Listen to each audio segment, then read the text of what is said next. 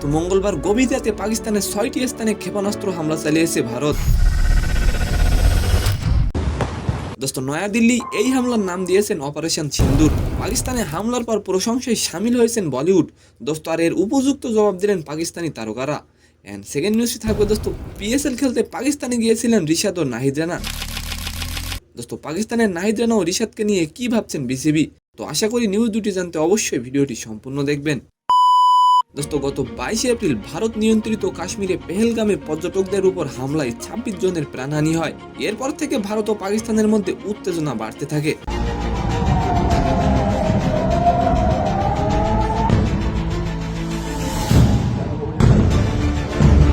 আর এরই মধ্যেই গতকাল মঙ্গলবার গভীর রাতে পাকিস্তানের 6টি স্থানে হামলা চালিয়েছে ভারত। নয়াদিল্লি এই হামলার নাম দিয়েছে অপারেশন সিন্দুর। দোস্ত আপনি কি শান্তি চান নাকি যুদ্ধ? অবশ্যই কমেন্ট করে যাবেন। দোস্ত ভারতের এই হামলায় অন্তত 26 জনের প্রাণ গেছে।